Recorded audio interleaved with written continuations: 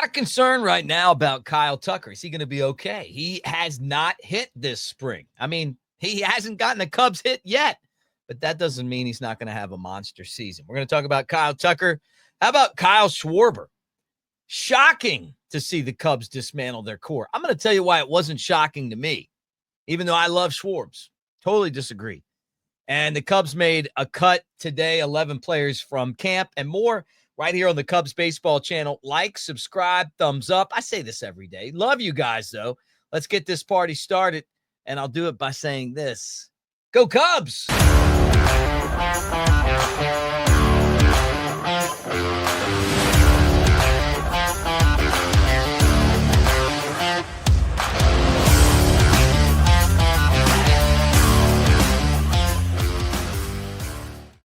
Hey, everybody, Mick Gillespie, Cubs baseball channel. Great to see you. Look, beers, baseball, and we're almost to opening day, and there's a lot to talk about. And I'm going to start with this right here. Kyle Tucker is okay. Let's not throw this guy under the bus quite yet. I know a lot of people are going, hey, wait a second.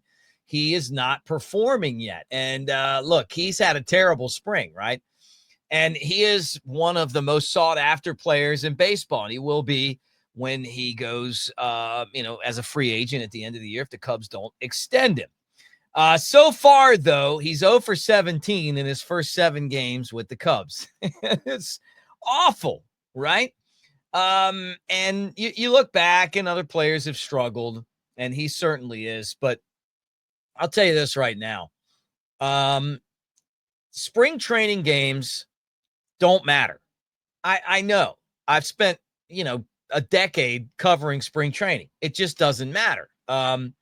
It's one of those things where you go out there, you're trying to get your work done, you do it, and then you go to the next day and you try to get your work done and you do it. Guys like Kyle Tucker, your star players, aren't like watching Chris Bryant, Javi Baez, and Kyle Schwarber trying to make the team and playing every game like it's the World Series. They're just not. They're just working on their swing. They're working on not getting hurt. Nothing to worry about here. Nothing to see here. And the same thing with Tyson Miller. We talked about that yesterday. Like, I'm not concerned yet. I think Tucker's going to be all right. And I the games that matter aren't the spring training games. So let's not panic yet.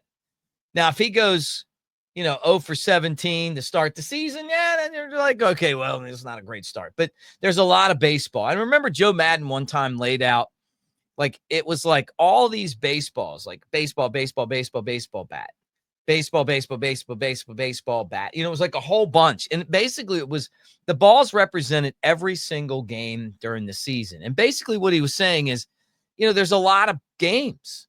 He was showing the players there's a lot of games, and you can take some. If you lose 7 games in a row, it doesn't really matter that much if you're looking at the whole thing instead of just looking at like, hey, we just lost 7 games. And it's the same thing with the bats, like, hey, you're 0 for 17.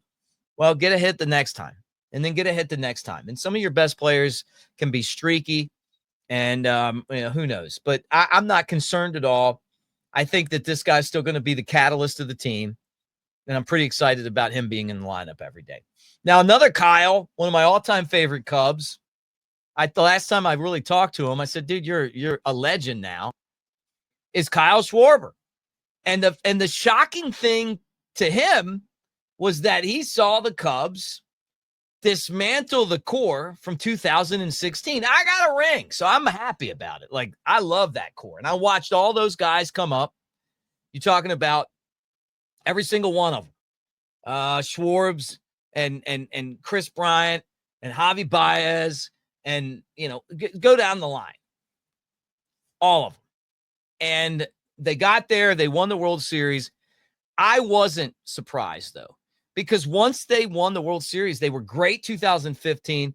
They won in 2016, 2017. It was like a slow thing, and then eventually they got going.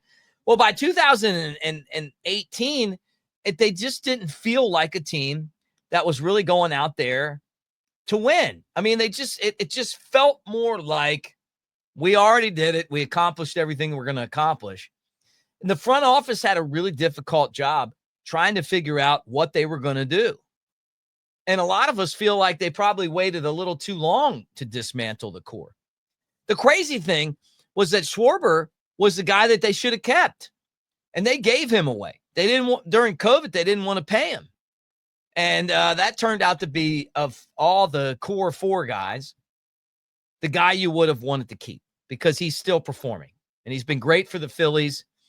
And he talked about it on the podcast. I love the guy.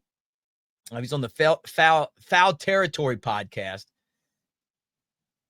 And the other thing that he said, and this is kind of crazy because I remember him as like a fresh-faced kid out of Indiana, is that in life, in baseball, it's the same way.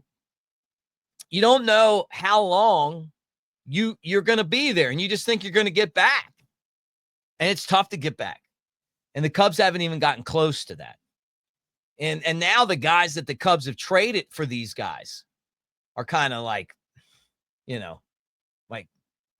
we just gave up Alexander Canario for nothing, and he was the guy we got for KB. What about, Killian? We'll find out, so you go through that and I feel the same exact way though. I absolutely love those guys. And it was one of the best parts of my entire life watching them, basically win that World Series for the Cubs, their first since, 1907 and was it 708, whatever. Special group. And I remember a Cubs front office guy telling me, they won the World Series and they were immortalized and they shouldn't buy a beer in town. And maybe a lot of the stuff that went with that kind of cost them the ambition that it takes to be a continual winner. But you know what? They got it done. And to me, I still think that's one of the coolest things that I've ever kind of been around. So, but I love Schwarb's on the podcast. I thought it was a great podcast. And, obviously he's such a big part of the Phillies team. And the guy, to me, which is crazy to me, is that the guy is like so good in the clutch. I would have never thought, though, if you said, hey, KB, Bryant, Rizzo, Schwarber, who's going to be the guy that like has the lasting career, I would have never been like, hey, I think it's going to be Schwarber over those guys. And by far, he's outlasted them. So, but we'll see. Baez coming back from an injury. Maybe this is the year KB gets it going. I hope so, man. Maybe Rizzo gets signed. We'll find out. All right, final thing I wanted to talk about on the show today was that the Cubs made another cut, 11 players cut by the Cubs. I don't think there were any big surprises here. Ethan Roberts, Luke Little, Phil Bickford, Chris Flexen, which I'm curious about that one. Flexen signed a minor league deal, but, he probably thought he was going to make the big league roster. And don't forget, now the Cubs are going to Japan, then they're coming back, and then so the roster could be reset. Ben Heller, Trevor Richards, Brooks Kriske, and then infielders Jonathan Long and James Triantos, two prized minor leaguers, outfielders Christian Franklin and Greg Allen. And Allen's a guy who played in the major leagues for the Yankees, has actually had a really good spring. So the Cubs roster now down to 42. They'll need to cut 11 more players to get to 31 to go to Japan and, and get ready for that series against the Dodgers. So that's where we are right now. Listen, all of you guys, thank you for being here today. Appreciate it. Like, subscribe, thumbs up. We will do it again tomorrow, but relax on Kyle Tucker. I think we're all right. It's spring training. And when the games count, if he goes 0 for 17, yeah, we'll start to worry. Comment section, though, get in the comment section. Definitely going to be back tomorrow. Can't wait to talk more Cubs baseball with you. Go Cubs. Like, subscribe, thumbs up.